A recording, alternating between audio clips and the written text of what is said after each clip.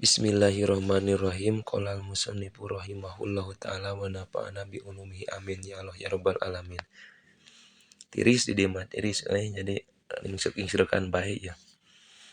Warohmanu sareng ari ngaran Rohman eta mufidun anu maparinan jala ilan ni'ami kana nikmat keagungan nikmat anu loba. Oh iya nya.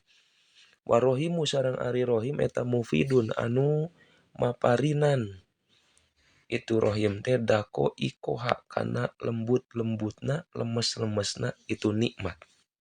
Jadi jelas kan aya bahasa Rohman mah di dunia, rohim di akhirat. Kan Allah menurunkan nikmat di dunia teh cuma hijinya. Nikmat Allah di dunia teh hiji tina anu 100 nikmat teh eta ke 88 dipaparinkeun di akhirat. Jeung dedek-dedekna nikmat di dunia oge nu hiji teu beak. Jadi keagungan nikmat ku Allah dipaparinkeun deuk di dunia ku sabab lobana nu ngasaan jeung teu mahi tempatna ku jalan leutikna dunya jeung nikmat Allah nu agung jadi disebut nikmatna nu gede. Ari rohim mah isukan jeung dedek-dedekna tempatna gede nu ngasaana saeutik. Matak sok paribasa disebut nikmat leutik. Nutur padahal hakikatna mah gede gitu. Mudah-mudahan we urang di dunia dibere nikmat ku Allah teh secara sempurna di akhirat oge dipaparinan. Da geuning doa urang teh Robbana atina fid dunya hasanah wa fil akhirati hasanah wa qina adzabannar. Keukeuh we urang di dunia hayang alus di akhirat oge komo. Alhamdulillah ari sadaya puji anu opat aya asana utegesna pangalem bikuli kamalin ku saban-saban sasampurnaan. Eta lillahi tetap tertentu itu hamdu kagungan Allah. Li annal kamala karena saanyana kasampurnaan eta imah qodimun boh. Eta ma anu qadim pahuwa mangkarja qadim eta wasbuhu sifatna Allah. Wa mahadisun sareng ari anu anyar eta pahuwa mangka ari nu anyar eta piluhu padamelan Allah. Sifatna Allah Rabbil alamin anu mangeranan sadayana alam. Ari qadim mah kapungkur Allah teh geus maparinan ka urang di perjalanan teh kieu diajali. Ayeuna teh eta sifat qadimna Allah. Allah maparinan ka urang hirup jeung dibarengan jeung nikmatna ta eta teh hadis disebutna padamelan Allah. Urang gerak ngangkatkeun leungeun, nyapit udud kepoh teh. Suruput kopi. Ta eta teh piluh padamelan Allah hakikatna mah. Matak dina nalika urang ngopi set subhanallah. Allah. Kitu kuduna teh urang teh lain ingat ke Allah sabab urang berjalan dina padamelan Allah gitu. Urang mah poho we lobana teh ka Allah. Bakat ku ingatna kana nikmatna wungkul bari poho nu kanu maparinan nikmat. Kitu cek pangarsa Abah Husi mah geuning ngabahasakeun. Allah teh mere nikmat ka urang deuk. Ulah nempo kana urusan nikmat nu dipaparinkeunna tapi urang ningali dina nalika dibere nikmat Allah. Itu ulah nempo kana nikmatna geus Allah dibere gering ku Allah teh urang sadayana ulah nempo kana gering tapi ingat kanu mere gering Allah. Terus we kitu. Oh, hese tapi da kudu ti ayeuna dawuh pabrik hese eueuh. Mudah-mudahan we urang digampilkeun. Sifatna Allah Rabbil alamin anu mangeranan sadaya alam aya jami'il makhluqat kina. Tegasna sakabehna pirang-pirang makhluk sama seperti perkara dawuhan qala nu ngadawuh Allah taala kana itu ummah qala ngucap sa Firaun ulah ngadawuh lah sa Firaun mah. Ngucap geuning ulah babacot mah. Wa masareng ari naon eta Rabbul alamin teh. Qala ngadawuh itu Musa Rabbus samawati wal ard. Wa masareng perkara bainahuma antarana itu samawati wal ard wala yusuf.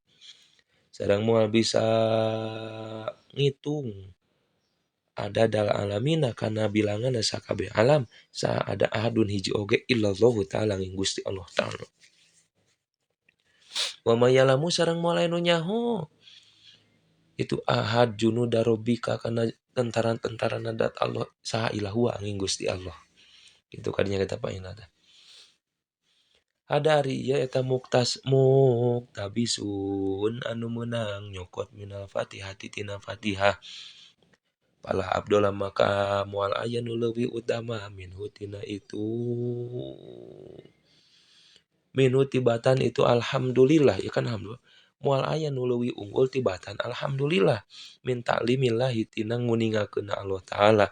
Walihada karena ieu ihtaro milih. Musene pokana itu alhamdulillah. Moal aya nu nganggulan kana alhamdulillah sabab alhamdulillah disebutna ibtidahak majaji.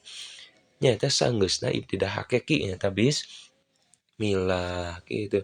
Ma qaddama amamal maksudi tapi wayasbikhu sayun. Hiji perkara anu sok diheulakeun dina pamaksudan tapi geus kapiheulaan ku hiji perkara nyaeta bismillah teh ya.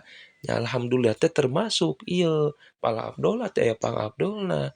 Ya seperti aku dan kamu diawali dengan bismillah dan diakhiri dengan alhamdulillah. Ya mudah-mudahan we bismillah urang ngawitan ieu ngaji silaturahmi sanajan piah sapertikeun kieu tapi isukan insyaallah aya rahmatna Allah barokahna Allah ditungtungan ku alhamdulillah dina rahmatna Allah.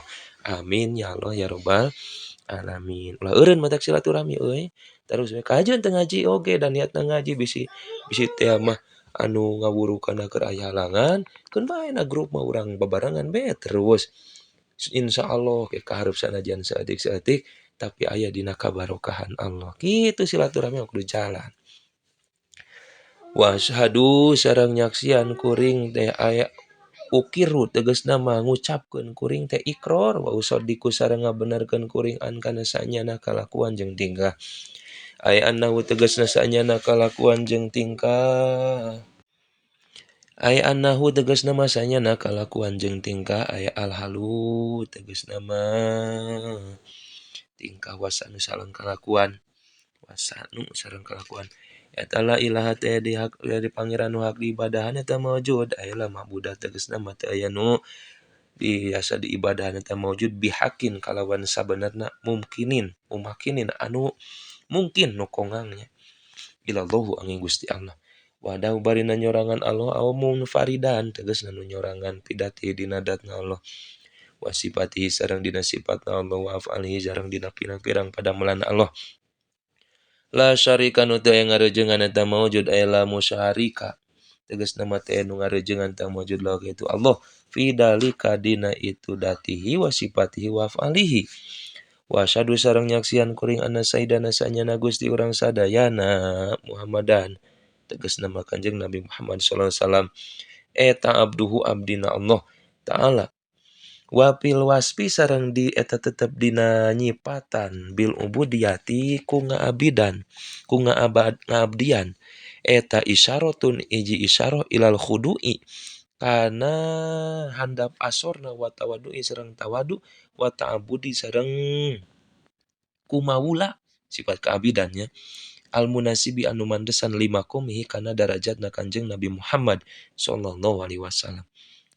Wa iya sareng ari itu ubudiyah eta asrofu sifatil insani anu pangmulyana tina pirang-pirang sifatna manusia. Walau huron sanajan eta teh nu merdeka. Walidalika sareng karana itu asrofu sifati usipa maka disifatan Nabi sallallahu alaihi wasallam bihaku itu ubudiyah bi asrofil maqomati dina pangmulyana pirang-pirang makom. Iyana pangsampurna sifatnya eta ubudiyah ciri kaabidan eta di dinya isyaroh khudu'i wa tadallul. Sabab Kanjeng Nabi oge dina nalika diisrokeun dimirajkeun ku Allah teh kan asro bi abdihi. Itu abdihi teh hiji kamulyaan ti Allah nu disebutnya abdihi teh. Eta hiji kamulyaan ti Allah teh asrofu sifatil insani pangmulyamunana dinya. Jeung asroful maqomat deui. Sabab da kapan ari anu pangmulyana mulyana di pandangan Allah teh nyaeta jalma nu daek ibadah, matak disebut abdun di dinya teh. Lah teraskeun we. Kitu we sapintas mah. Oh iya kita. Kama fi qouli ta'ala subhanalladzi asra bi abdihi. Wa qauluhu sareng dawuhanana Allah tabarakalladzi nazala furqana ala abdihi. Wa qalu dawan Allah fa'auha ila abdihi ma auha ieu sadayana ge abdi. Berarti ieu teh hiji pujian di Allah, hiji damel sae ti Allah kanu janten hambana ku bahasa abdun kitu. Wabi idopatil abdi sareng din eta tetep dina idopat abdi ila domiri kana domirna aqwa arinu kamuliaan, arinu jadi aqwa syarafi ari pangkuat-kuatna kamuliaan wa ablaguhu sareng anu leuwih banget-bangetna syaraf kamuliaan. Eta nya abdihi disendekeun talapat abdun jeung nu jadi sayyidna makhluk jadi kaholikna eta teh hiji kamuliaan, kakuatan kamuliaan nu luar biasa. Berarti ieu abduhu di dieu isaroh ka Kanjeng Nabi, berarti Kanjeng Nabi diidopatkeun kana domir anu kambalina ka Allah. Kanjeng Nabi jelas jalmi anu disebut sayyidul makhlukot, nyaeta gustina sadaya makhluk gitu. Kula ngadawu sabadum sapalina ulama, wa inna mahtaro pastina milih Allah Subhanahu wa taala dalika kana ieu kecap ubudiyah teh nya abdun teh li nabihi ka Nabi Muhammad SAW, ka nabina Allah wa habibihi sareng kakasihna Allah, li alla tadula supaya ulah sasar ulah nyasarkeun tah ieu tadula lain teh nya. Ulah sasar saha ummatuhu umatna itu Nabi SAW bi'tiqadihim ku patekadanana itu umat fihi di itu Nabi kana perkara layaliku anu teu pantes itu umat kama waqo sama seperti perkara waqo anu tumibali qaumi Isa alaihissalam apa damaedakeun dalika kana ieu li alla tadula saha al-Qalyubi Imam Qalyubi. Jadi ieu teh supaya jadi patekadan diidopatkeunana ieu abdun nyaeta Kanjeng Nabi kadat Allah, ieu teh ciri kamuliaanna makhluk kusabab diidopatkeunna ka Kholikna. Ieu teh pangleuwih kuatna kamuliaan supaya henteu ngajadikeun sasar umatna Kanjeng Nabi ku nekadkeun bahwa Kanjeng Nabi teh jalmi nu paling mulia mungguh Allah kitu tah euy. Jadi lamun urang ayeuna sebagai santri hek disandarkeun jeung nu jadi guru eta teh hiji keagungan luar biasa, berarti urang teh berharga di payunan guru gitu. Heuheuy deudeuh komo nepi ka diidopatkeun jeung nu jadi putrana jeung nu jadi dulurna guru mah beuh eta mah lain ngan saukur elmuna nu ridoeun nepi ka dulurna ge ridoeun. Alhamdulillah gitu. Alhamdulillah tadus binikmat abdi ge karaos jeung dulur-dulurna dibikeun doana dibikeun elmuna dibikeun akhirna mah enog we tungguna mah barokah di enogan euy. Kitu karaos kumaha pangarsa sadayana Wa rasuluhu sareng rasulna Allah, rasul abduhu rasuluhu kitu nya bener rasuluhu. Mana ieu euy?